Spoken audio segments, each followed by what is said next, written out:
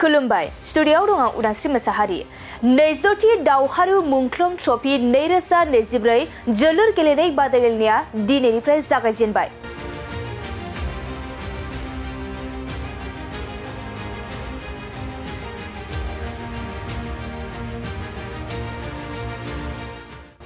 दावहारु मुंख्लं ट्रफी कमिटिनि बानजायनायाव क'क्राझार जिल्लानि सिङाव थानाय दतमा आन्चलिक स्पर्ट्स एस'सिएशननि गेलेग्रा फोथाराव दिनैनिफ्राय जागायजेनबाय।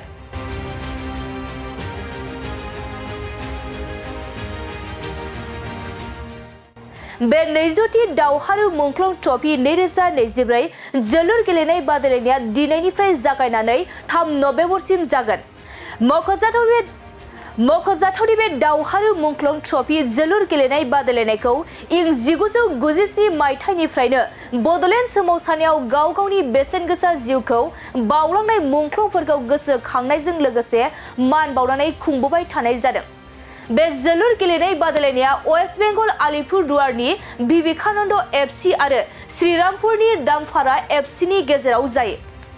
हाबाफारि बायदियै दिनै बेलासि 3 रिंगासो समाव गेलेजेननाय जोलुर बादायलायनायखौ बेखेवो आरो 22थि दावहारु मुंख्लं ट्रफी 2024 जों लोब्बा लाखिनानै दिहुननाय खुगा लाइसि दावहारुखौ बेखेवनानै होयो रायजो सभानि एमपि रोनगोरा नार्जारिया।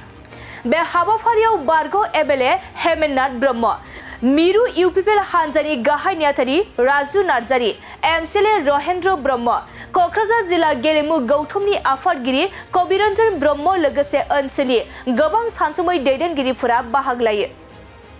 22थि दावहारु मुंख्लं ट्रफी दिनै दतमायाव जागायबाय आरो बे हाबाफारियाव आं बाहागो लानो मोननानै खोब गोजोननाय मोनदों आरो बेवहाय दावहारु ट्रफी मुंख्लं ट्रफीखौ जायफ्रा दिनैहाय आयोजन खालामदों बेखौ बानजायदों बिथांमोननिसिम आं साबायखर बावदों आरो दतमा ओनसोलाव बियो मोनसे फुटबलनि प्रति जोलुरनि प्रति रायजो राजाफोरखौ गोसो बोदों, मोजां मोनसे थासारि लाबोदों आरो बे मुंदांखा जानायनि मोनसे खाबु होदों।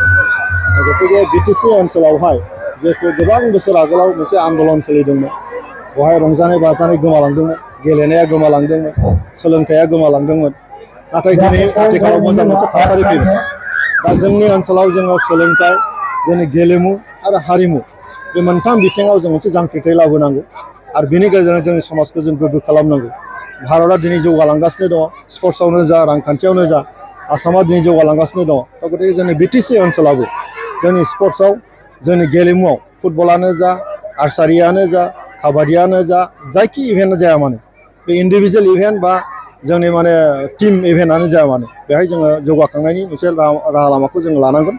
बिटिआर सरकारा जेरैबायदि मोनसे लामा लाबाय थादों, दिनै मोनफ्रोमबो ब्लकआव स्टेडियाम मोनसे लुनायनि थांखि लादों सुजित नार्जारि बिथांनि मुङाव। बे जोंनि थाखाय खोब मोजां मोनसे थासारि लाबोगोन होनना आं सानो आरो बेनि थाखाय आं बिटिआर सरकारखौ साबायखर बावदों। दिनै बे दावहारु मुंख्लं क्लाबआ दतमा आन्चलिक स्पर्ट्स एस'सिएशन बिथांमोना बे ओनसोलाव स्पर्ट्सखौ डेभेलप खालामनो थाखाय गोबां खामानि मावबाय थादों, बेखौ आं दिनै मिथिनो मोन्दों आरो फैबाय थानाय समाव जों बयबो जोथोन लानानै जोंनि दतमा ओनसोलावल' नङा, सारा क'क्राझार ओनसोलावनो जोंनि गेलेमु बिथिङाव जोंनि इयुन जोलै गथ' गथायफोरखौ फोथाराव लाबोनांगौनि थाखाय जों बयबो खामानि मावनांगौ। खारन आथिखालाव गथ'फ्रा मबाइलजों गोदोनानै दङ, गाज्रि मोनसे फेग्रा मुवा जानाय जों एसे गोदोनानै दङ। बिनिफ्राय जुदि जों बारग' होनांगौ जायोब्ला जों फोथाराव गेलेनायनि फारसे जों थासारिखौ जों लाबोनांगौ। ओंखायनो जों बयबो गथ' गथायफोरखौ फोथाराव लाबोनानै गेलेनायनि मोनसे थासारिखौ जों लाबोनांगोन आरो बिनि थाखाय जोंनि क्लाब, जोंनि स्पर्ट्स एस'सिएशन बयबो बांसिनै खामानि मावनांगौ दङ आरो बे बेलायाव आं सानो दतमा आन्चलिक स्पर्ट्स एस'सिएशना मोजाङै खामानि मावगासिनो दङ आरो मावलांबाय थागोन। स्पर्ट्स एस'सिएशना नैबे प्लेग्राउन्ड बा फोथारखौ डेभेलप खालामनांगौनि थाखाय लुबैबाय थादों, आंनोबो फोरमायदों, आं खोथा होदों बिथांमोनखौ, आं सरकारजोंबो रायज्लायगोन आरो आंनि फारसेनिफ्राय जिखिनि आं हायो मदद होनो थाखाय आङो बिथांमोननो खोथा होदों, बेखौ आं मावफुंनानै देखायगोन। गाहाय आलासि दिनैनि 22थि दावहारु मुंख्लं ट्रफीनि गाहाय आलासि आदा रोनगोरा नार्जारिया बुंदों जे फुटबल माने बड'लेण्ड, बड'लेण्ड माने फुटबल। बिथाङा जोबोद मोजां बाथ्रा बुंदों। जोङो फुटबलनि दारैनो जोंनि बड'लेण्ड ओनसोलखौ बिश्व दरबाराव लांनो जोङो हादों। जोंनि फुटबलनि दारैनो गोबां जोंनि लाइमोन सेंग्रा सिख्लाफ्रा साख्रि मोन्दों, गोबां हाजार हाजार लाइमोनफ्रा फुटबलनि गेजेरजोंनो गावनि देहाखौ मोजां खालामनानै लानो हादों। गतिके फुटबला जोंनि मोनसे सिनायथि आरो जोंनि बड'लेण्ड ओनसोलनि रायजो राजाफ्रा साफ्रोमबो फुटबल मोजां मोनग्रा रायजो राजाफोर।